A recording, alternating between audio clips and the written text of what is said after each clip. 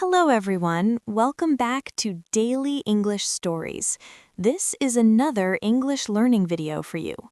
If you want to understand English faster, if you want your brain to think in English naturally, and if you want to speak with more confidence, this lesson is for you. Today, we will practice English using the shadowing technique. This method is simple but very powerful. First, listen carefully to each sentence. Then, pause the audio. Repeat the sentence out loud. Copy the sound. Copy the rhythm. Copy the emotion. Do not rush. Take your time. Now, relax your body, take a deep breath, and let us begin our long English story. My name is Emma Miller. This is the story of the most unforgettable night of my life. It is the night that slowly changes everything. I live in Boston. I am a university student. I study literature and creative writing. I live in a small apartment near campus. I share this apartment with my roommate. Her name is Maya Chen. Maya is calm, logical, and very organized. I am emotional, curious, and sometimes too dreamy. We are very different, but we understand each other well. Everything begins on October 1st. It is an ordinary day at first. Nothing feels special in the morning, but by the end of the night, my life is not the same. I wake up early that morning. My alarm rings loudly. I turn it off and sit up in bed. I look at the clock. It is already late. I shake Maya gently. "Maya, wake up," I say. "We are late again." Maya opens one eye slowly. She looks at the window. The sky is gray and heavy. "It looks like rain," she says quietly. "Maybe today will be a slow day." I smile and say, "We will be fine. Let's go." We get ready quickly. We rush to campus. Classes go by one after another. By the afternoon, I feel tired but normal. Nothing strange happens yet. University ends at 4:30 p.m. That day, I have an evening class at 5:30 p.m.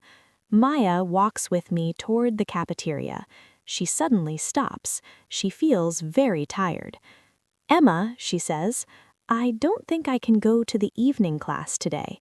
I feel exhausted." I ask her, "Are you sure?"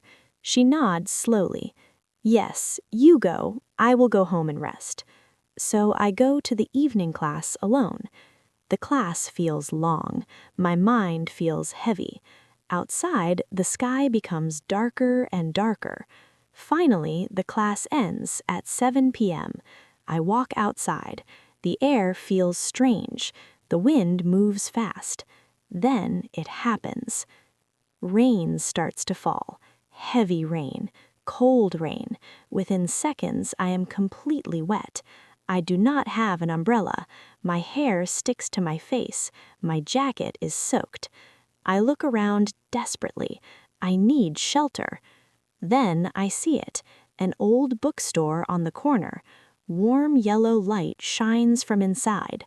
I run toward it. I open the door quickly. A bell rings loudly above my head.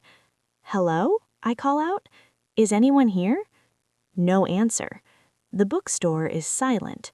Tall shelves surround me. Books are everywhere. The smell of old paper fills the air. I walk slowly between the shelves. My heart starts to calm. Then I hear footsteps. I turn around quickly. My heart jumps. A man stands there. He is tall. He has dark hair and green eyes. His clothes are also wet from the rain.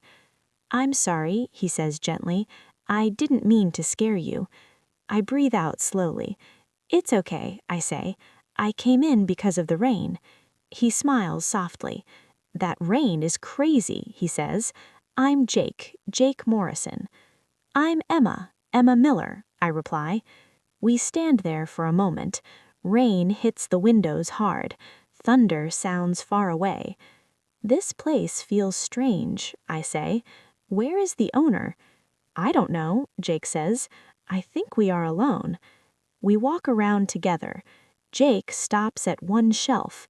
He picks up an old red book. There's no title, he says. It looks ancient.